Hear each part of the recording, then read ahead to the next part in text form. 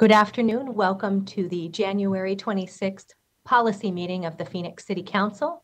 I will call this meeting to order and we will begin with a roll call. Councilman DeCiccio. Councilmember Garcia.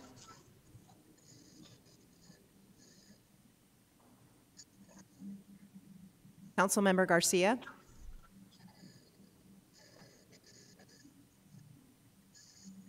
Councilwoman Rodado.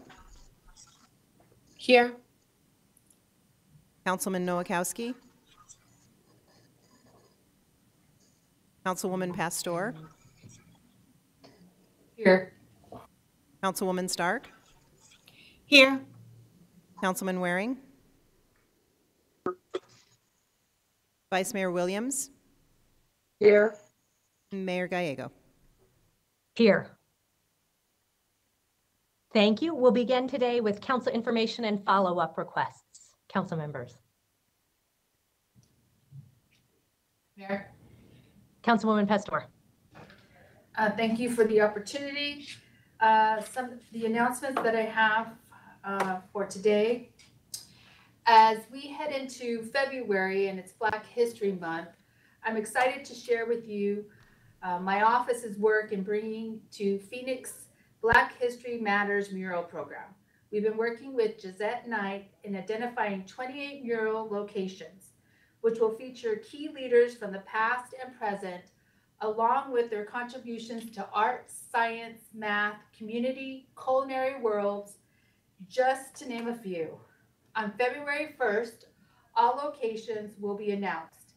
If you visit each mural and take a selfie with the hashtag Black History Month, Black History Matters, you will be entered into a drawing for fabulous prizes.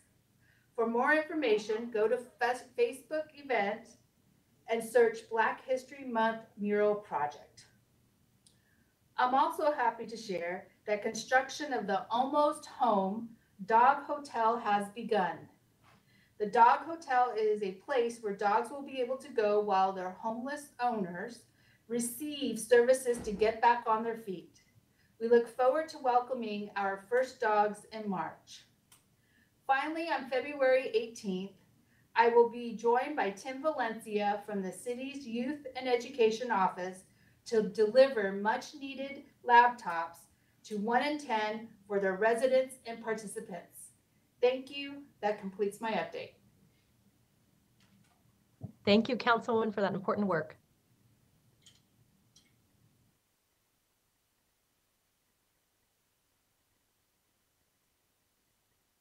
Mayor? Councilwoman Guardado. Thank you. Thank you for that. Yeah, I also would like to report as today marks 1 year of our first identified case of COVID-19 in the city of Phoenix, or in our state of Arizona. I was very happy to be able to tour with RISE this past weekend. They have done a lot of great work in District 5. They're located over at 36th Avenue in Northern. And it was very exciting to get a report about how they put the COVID dollars that we were able to assist them with at work. They've helped over 500 families during this pandemic with either utility assistance, dental work, or English classes that they're starting to provide. I was able to meet with their board. I was very excited, was able to see, I saw Mukhtar again, met with everyone there, talked to a couple of the doctors. It was very interesting to see that they have amazing dentists, amazing doctors coming in from Egypt, from different parts of the world that are coming in, that live in this community. District 5, we speak over 85 languages in the district. And it was definitely very telling after being there this weekend of all the great work that they are doing. So for anyone that needs any assistance, any dental work to be done, you guys can locate them at 36th Avenue in Northern, and they welcome everyone. It's not just the refugee population, but they have different ethnic groups coming in. So that's very exciting. And then we will also have our drive-through walk-up testing Saturday, January 30th at the Girls Innovation Academy Preschool Campus at 4730 West Campbell Avenue. No appointments are necessary, but they are encouraged. I think it's much better to walk in with an appointment. So hoping to continue to flatten the curve and continue to provide assistance for all of our constituents. Thank you, Mayor. Thank you so much for your important work and for celebrating that great partnership and great work in the community. We are lucky to have such a global city. Does anyone else have an update?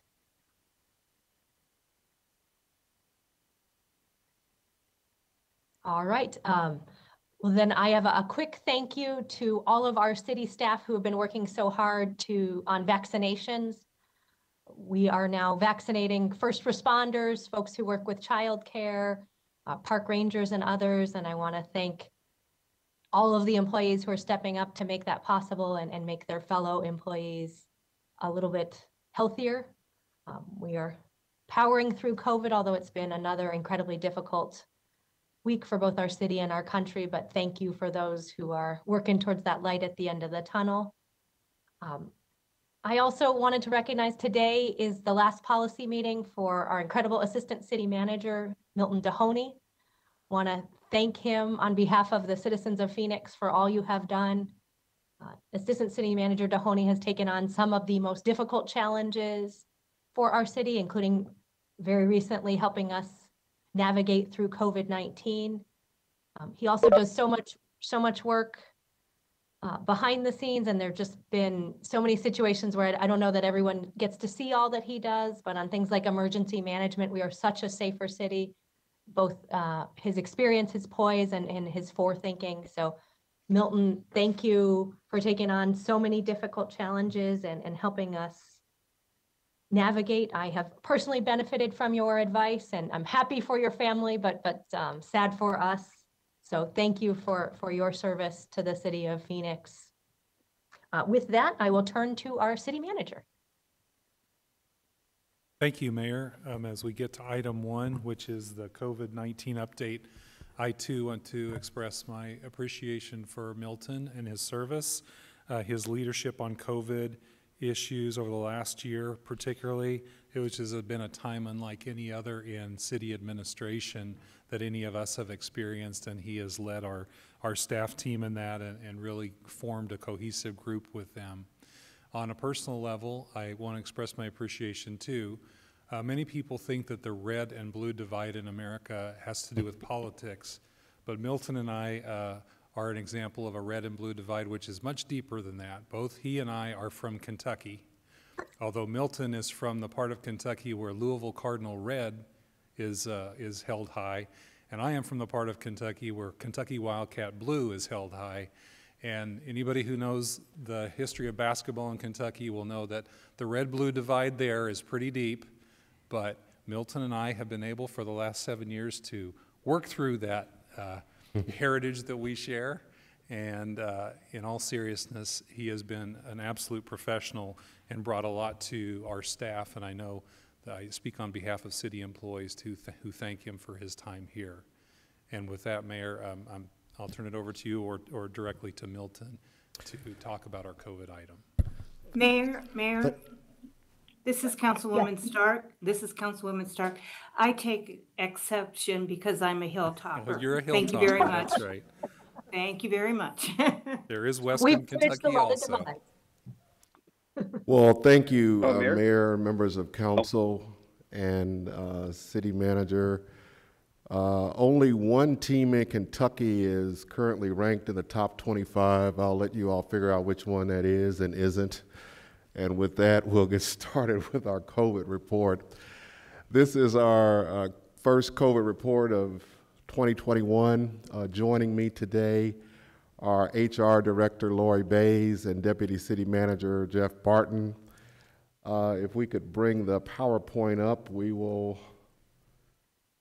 begin our walkthrough. So since December, we have continued with some of the activities in order to serve our community, including our curbside library service, meal delivery to seniors, the Kids Cafe, testing, of course, utility and rental assistance. And we've added some new activities, expanding our testing, and also our school laptop distribution. We've been operating distance learning day camps for kids from public housing, and also day camps for children of city employees. Through 2021, we have kids from employees, over 2,500 of them, and nearly 4,000 kids from our public housing communities that we have served with the use of these laptops and individual instruction in order to help them in their educational experience. Our public housing effort has also included providing laptops for seniors. They try to create some fun events for seniors to come out and receive their laptops and the instruction that goes along with it. We have 800 laptops that have been earmarked for our senior population, and we expect to have that completed by the end of March. Although all of our library branches are still closed, we have continued to find ways to serve with our curbside service. We've been seeing an average of 23,500 patrons per month, and they've been checking out over 220,000 physical materials. So even though the facilities are closed, the service is still provided. People have figured out how to take advantage of it, and the staff at the library is very pleased with that. We got into the warehousing business last year when we were trying to procure PPE for a variety of uses. We first gathered PPE that we distributed to schools last year, as well as providing it for our city departments. Most recently, we've procured laptops at your direction and have been providing them to support our schools, 15 different school districts, and over 9,500 laptops have been made available. Even though you can't necessarily read this slide, it shows the picture that we've been experiencing. We are in substantial spread and have been for the past several weeks. We've been trying to work through that as best we can. And when the environment is substantial spread, as indicated by our data, the public health advice that we've received both from national experts as well as our public health advisors that we have under contract is that we needed to expand testing. One of the things that Dr. Popescu has indicated to us on several occasions is we need to test more than we have been, find new ways to do it, and also to encourage as many people as possible to get vaccinated when the opportunity presents itself. Additionally, we continue to stress the wearing of masks, the observance of social distancing, and frequent hand washing throughout the day. So we have been continuing with our drive-through testing. We heard Councilmember Guardado refer to that in her opening remarks. We also heard Councilmember Pastor refer to the use of laptops in schools. So our drive-through efforts that we started way last year has been continuing, as well as our mobile testing van. But now we're at a point where we need to expand our reach because the surge has become so intense. So we have a partnership that has been formed with Express Test. This is a business that recently opened at Sky Harbor. Our partnership has been formulated at the suggestion and recommendation of Councilmember Pastor, and this is to provide rapid test options for traveling Phoenicians. Additionally, our mobile testing van that we started last year, we have tested now more than 83,000 people with it. When we started with the initial van, the expectation is that we would test somewhere between 250 and 500 people per day. We've been testing well over 1,000 people per day, and on some days more than 2,000. our community testing blitzes that we've been doing in a variety of neighborhoods across the city. Thus far, we have tested more than 36,000 individuals, and we are continuing with that. So the total of those two, nearly 120,000 people have been tested for COVID as a result of efforts produced by the City of Phoenix under the direction of Mayor and City Council.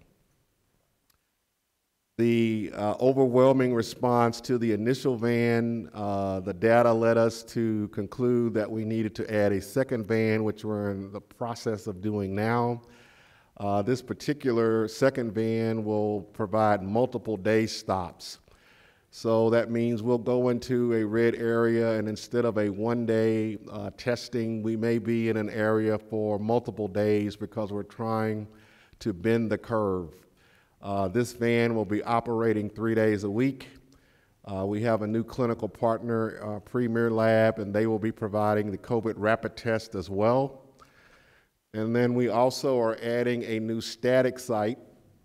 So if people can't keep up with, where is the van going to be today, or where will the drive-through testing be this coming Saturday, they will have an element of certainty in knowing that we will be doing COVID testing at the Maryville Community Center 3 days a week with Vincere Cancer Center as our clinical partner. And so over time, with us pushing out messaging, we hope for people to be comfortable and having a level of certainty in knowing I can go there and get a COVID test if I need to get one. Additionally, we have, within the past several weeks, began to vaccinate our city employees. Thus far, we have vaccinated more than 1,000 people, 1,082 as of our last count. You see a couple of pictures of firefighters that have gone in to be tested. And we wanted to provide you with a little more information about how that's going and how it works. And to provide you that insight, I turn it over to HR Director Lori Bays.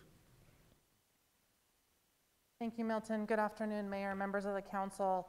For our employee vaccination program, we are following the prioritization plan laid out by the Maricopa County Department of Public Health. And you will see what that vaccination plan started as on the slide in front of you. Some of that font may be somewhat difficult to read, but we have gone through phase 1A, and we are currently in the priority portion of phase 1B. And I'll talk a little bit more about those in just a minute. Our expectation was that we would then move into the next part of phase 1B, which would include essential workers. However, some of that has shifted just a bit, so I'm here to provide you an update on both what we're doing right now with our employee vaccination program, as well as what those prioritization changes are. So with our current employee vaccination program, we have partnered with Banner Employer Solutions, and we have created a dedicated City of Phoenix lane at the central point of distribution, which is at the Arizona State Fairgrounds. It's important to note that the City of Phoenix is not a direct recipient of vaccine there. We are receiving vaccine based on the number of appointments that we schedule for our dedicated lane. And right now we have 200 appointments available per day at that site for the priority 1B population, as well as any members of the phase 1A group that haven't already been vaccinated. So those two groups combined include healthcare and EMS, and for us, that includes our fire department employees. It also includes law enforcement and protective services. So for us, that includes our police department employees, as well as other staff like municipal security guards and park rangers. And it includes K through 12 school staff and childcare staff. So for us, that's our human services and parks and recreation staff, amongst others, who work directly in schools with children. These are also our day camp providers for the day camps that Assistant City Manager Dohoney mentioned. Beyond that, employees or others aged 75 and older are also eligible to receive vaccinations in this phase. And I want to stress that it's been conveyed to us that it's important for us to follow the Maricopa County guidelines, and that going outside of these guidelines could jeopardize our ability to provide this dedicated service to our employees. So we are following their direction on who is eligible for vaccination at this time. As Assistant City Manager Dohoney mentioned, we have provided approximately 1,100 vaccines to date. We've likely passed that number already today with our current appointments, and we are continuing to provide vaccinations to that Phase 1A and Priority Phase 1B group. So as I mentioned, the Maricopa County vaccination prioritization has been updated recently. And what that means for us at the city is that our essential worker group has been moved one step down in the prioritization, and adults age 65 and older have been prioritized as the next group that will receive vaccination in Maricopa County. That will, of course, include our employees who are 65 plus, and then our essential workers are anticipated to be vaccinated after that point. We do have a very large 65 and older population in Maricopa County. So what I'm told is that it is anticipated to be several weeks at a minimum to get through that population once that group is opened up, which is likely to be in mid-February.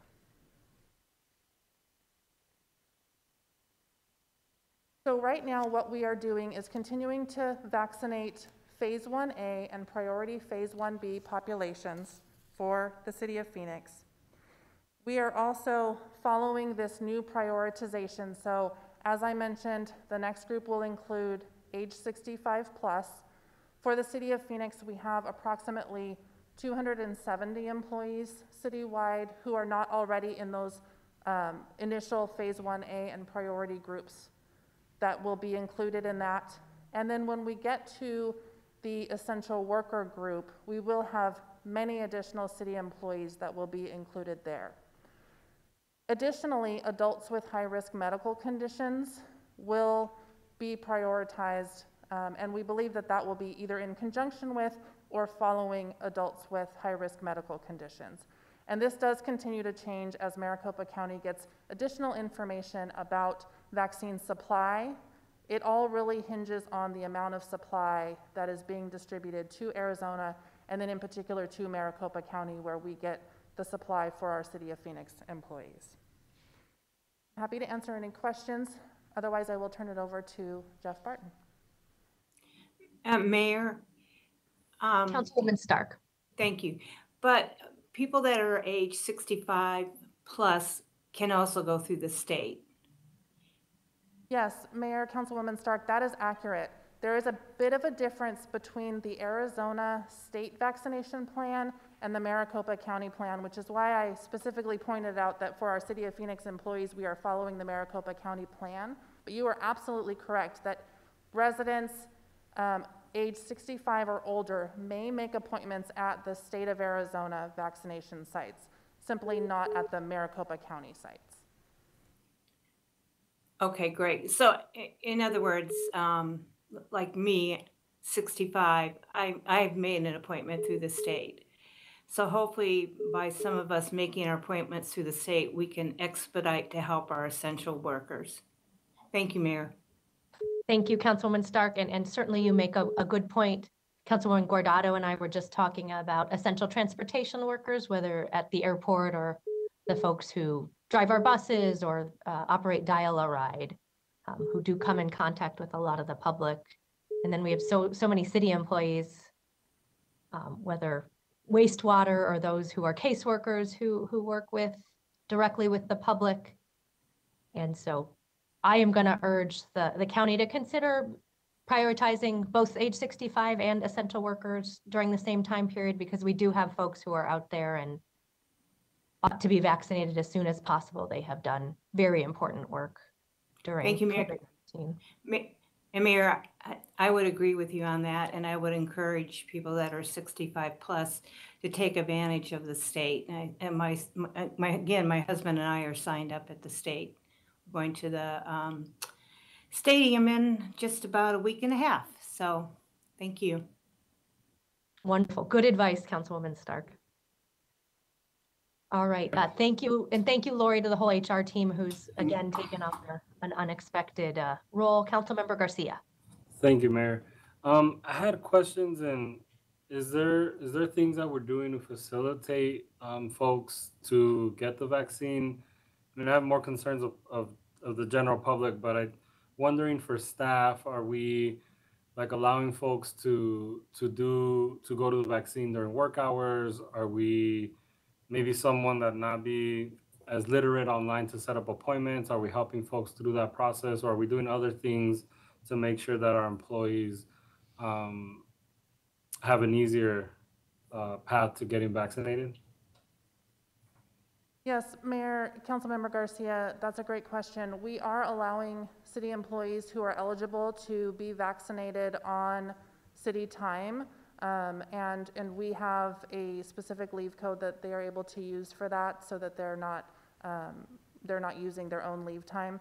We also are educating our HR liaisons on everything that I just described to you, so that they are able to consult with employees and supervisors as to what employees may do, who is eligible, how they make appointments.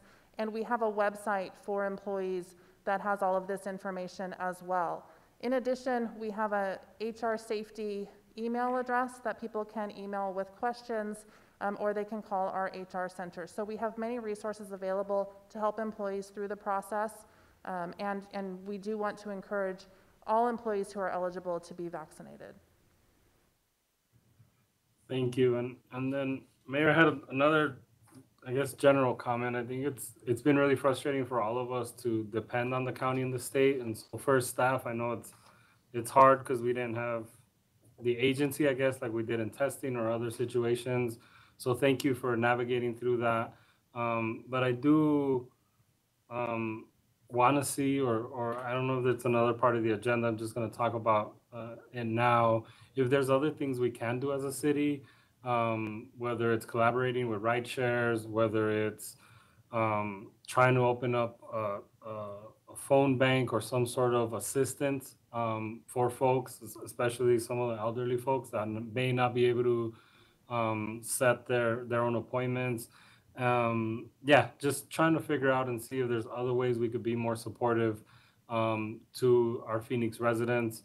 It's been frustrating when they're calling our offices and we just say, you know, there's not much we can do. Call the county, call the state, and I hope we do reflect on this. I've mentioned it a couple of times, but I do think we should figure out how the city takes more agency in these situations. And to me, one of those clear paths is to having a public health office, so that we can look out for our residents and the specific needs of Phoenix. And so I hope we could consider to continue to have that conversation to make sure we don't get left out of things that are so important, like this vaccine. So those are my comments, Mayor. Thank you. Thank you. And we could certainly weigh in as a city on behalf of direct allocations of vaccines to cities. So that's another possible avenue to move forward. I would be very supportive of our workforce at the senior centers if they could be engaged in helping seniors navigate the website. I think the number one call and we're getting at the mayor's office right now is for around vaccinations. And I think people frankly think we are in charge of it, which we are not. So it's a light at the end of the tunnel. It is wonderful that it is moving forward, but not as quickly as anyone at any level of government seems to want. And probably also good to remind folks of President Biden's advice that at least in the short term, masks are our best public health tool, and that vaccines won't be available for everyone as soon as we'd all like to see. But I agree, that's our community very much. Oh, sorry. Councilmember Garcia, Councilmember DeCiccio, happy birthday. Thank you, Mayor. Thank you for that. Appreciate it. I'm still in quarantine hell, but I'm nearing the end of that thing, though, but thank you for that, Mayor. I wanted to thank Milton for everything that he did. I didn't get an opportunity, and that Milton, you've just done an amazing job at the City of Phoenix. You're just an incredibly great guy, too. I didn't realize you and Ed were both from Kentucky. I thought Ed was always from Kansas and was a Jayhawk until this moment.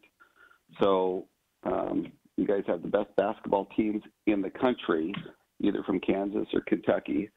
But either way, Milton, you've done an amazing job. I just loved working with you. You're one of the kindest, most diligent individuals I've ever met.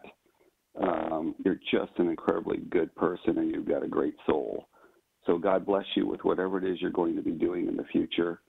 Hopefully spending a lot of time with your family, and you deserve it, and you deserve the really good time. Take care. Thank you, Councilman DeCiccio, and quarantine birthday does not sound fun, so maybe a do-over birthday later.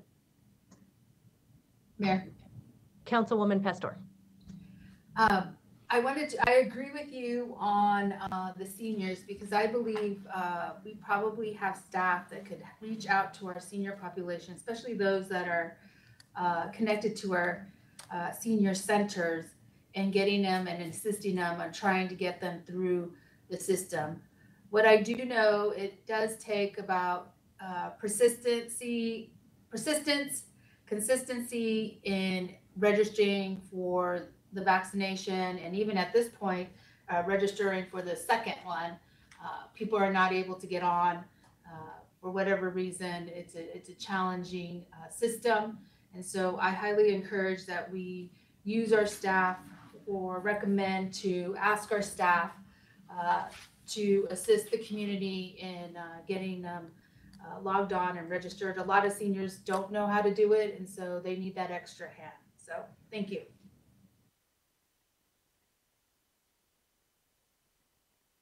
Mayor, members of the council, as we continue our presentation, we're going to pivot to giving you a recap of, first and foremost, the Coronavirus Relief Fund. As you know, the City of Phoenix was in receipt of $293.3 million from the federal government, specifically the Treasury, under the CARES Act, under the Coronavirus Relief Fund. As you also know, May 5th, we adopted a strategic plan that found itself to be very flexible and very fluid. We made several adjustments to that plan throughout the course of the last calendar year, and we continued to do that up until December 8th.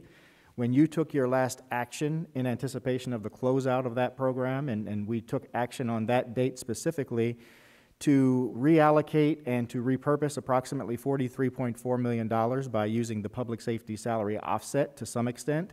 And then in other areas, you specifically added additional funding for existing programs that you approved under the original program as it was originally constituted. What I want to do now is to kind of give you an update on the $9 million in additional funds that you added as part of that final action. Specifically, we start with the Rent, Mortgage, and Utility Assistance Program. Under that, on December 8th, you allocated an additional $3.3 million. That increased our total funding for the Rent, Mortgage, and Utility Assistance Program, as well as the refugee portion of that program, to $29.2 million. As of today, approximately $21 million has been awarded to residents, and we have served over 5,415 households.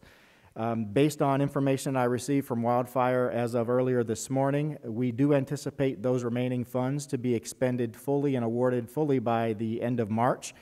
We've got 1,300 applications currently in queue in different phases of the review process. About 300 are awaiting final approval by Wildfire and their partner agencies, and 1,000 applications are waiting to be pulled as they work their way through the system. So those funds are definitely anticipated to be expended by the end of March. Also, on December 8th, you allocated $2 million using that public safety salary offset to assist our residents with their city services bill. As of yesterday, approximately $1 million of that $2 million has been allocated. Over 1,700 households have been served. And based on the information that we've received yesterday, as well as the daily spend, we anticipate that the remainder of these funds will be applied to customer accounts by the end of March. For food assistance and food delivery, you also allocated an additional $500,000. That took our total to $6.9 million. And to date, we've spent about 6.4 of that 6.9 million. We've distributed over 500,000 pounds of food through our partner agencies as well as the local food banks, and we have served over 1 million meals to Phoenix residents. And again, these funds will be exhausted by the end of March as well, based on the dates that are currently scheduled.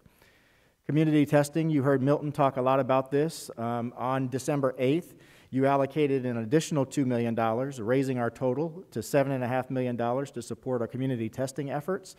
This funding is expected to last us through the end of June based on the frequency as well as the number of tests that we have to administer, as Milton mentioned, as we continue to navigate this curve. As of January 21st, we had 113,000 tests administered, and as Milton just pointed out, we are at about 119 now based on his most recent information. So the final item that I want to touch base with you on in relationship to the Coronavirus Relief Fund was the Business Assistance Program that was administered through CED and the Office of Arts and Culture. You added an additional $1.1 million in this area specifically for small business assistance. However, in total, $16.7 million has been awarded and distributed between CED and Office of Arts and Culture. And with that funding, we've provided financial support to over 2,300 businesses, restaurants, and concessionaires, and over 437 artists and arts organizations. So as we close the chapter on Coronavirus Relief Fund, another chapter opens. The Emergency Rental Assistance Program, we did spend some time briefing you individually on this item last week. Myself, Inger Erickson, and Marshall Franklin from Human Services. And so I want to take a few moments now just to kind of give you the highlights of this program. We will, and we do intend to come back to you on February 9th with a detailed rollout plan, but I wanted to kind of just acclimate you as well as the general public that are listening today what this program consists of. So the Emergency Rental Assistance Program, ERA, everything has an acronym when you're working with federal government and city government.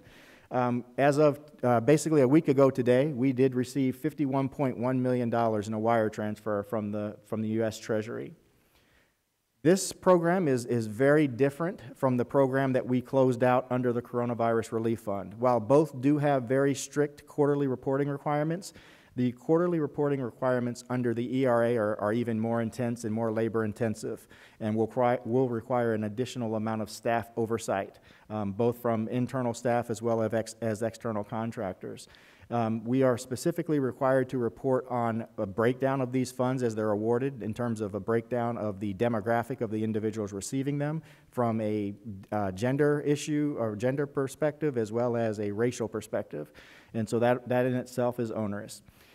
These funds are available through December 31st of 2021. Again, absent any change to extend that is the current end date. However, there is a provision within the funding guidelines that say that 65% of these funds must be administered and obligated by September 30th of 2021, or we could risk some of these funds being clawed back by the U.S. Treasury. Like we experienced with the CRF, we know that those guidelines, the guidance and FAQs changed almost on a daily basis up until the week that we closed out our program, and then even until the end of December. I envision that this is going to happen very similar to this. We did just get FAQs from the Treasury late last week, and those continue to evolve. We had a call with the GFOA earlier this week, and we know of additional requirements and changes that are coming out in the days to come. But as it currently stands, this is what we know. We know that 90% of these funds must be used for direct service on financial assistance. That means rent and utility. This program does not avail itself to mortgage. It is specifically for those that are renting.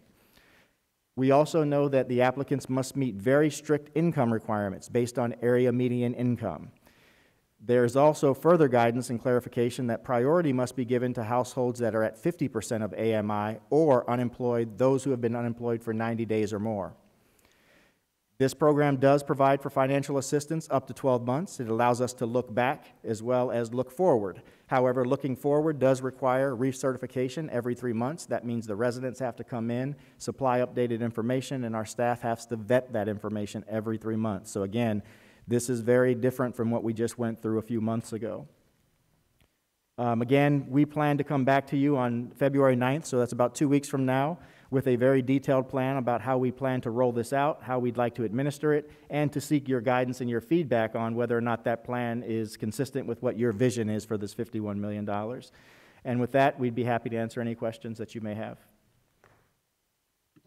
Thank you so much, Councilmember Garcia. Thank you, Mayor. Jeff, I know we're already missing February 1st rent, and so how long do you think or expect for us to be able to get this money to people?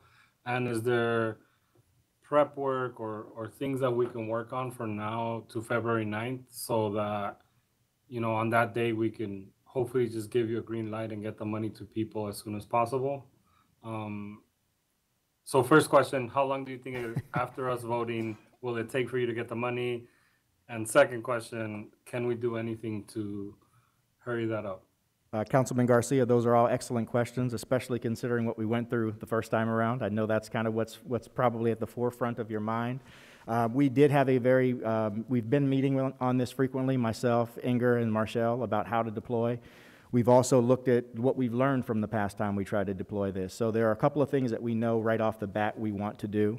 First and foremost is staff augmentation. We know the Human Services Department is going to need staff to administer this program to make sure that we can get through these very onerous, labor-intensive requirements that the federal government has put on us, but also to make sure that we've got the resources necessary for the residents that are going to be utilizing these services. So we will and we do anticipate bringing on and onboarding a significant number of staff. We anticipate that those staff will be in place within the next 4 to 6 weeks. It'll take us some time to train those folks. And so the plan right now is that we could have these funds allocated and start to be distributed between us and possibly a partner agency by the middle to the end of next month. Or March, I'm sorry, middle to the end of March. I'm already in February. Yeah. Would those staff additions come from this money, or would it come from another place? They would. That would be the 10% that we would use for admin allocation. Okay. Thank you.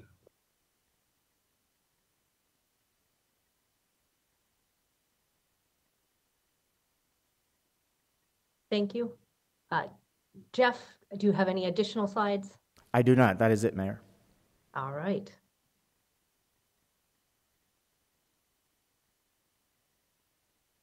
Mayor, this is Councilwoman Stark. Thank you. I just wanted to take a moment to thank Jeff Barton. Milton, of course, has done a spectacular job, and that's because he's from Kentucky. But I will tell you that Jeff has really helped lead us through the CARES money, and I really appreciate everything he's done. He has really been on top of it for us. So thank you, Jeff. Thanks again. Thank you, Mayor. Thank you. Well said. We do have one member of the public to address the council on this item, so we will go to the phones. Mark Rodriguez, the floor is yours. Hello. Is testing 1, 2, 3? Loud and clear. Hello, Mayor Kate Gallego and members of the city of staff. How are you doing? Doing very well. I'm doing all right. It's good to hear from you, Mayor. It's because I live in Levine, and I'm autistic, by the way, Mayor Kate Gallego and the city council. And I just lived in Levine for like 11 years with my mom.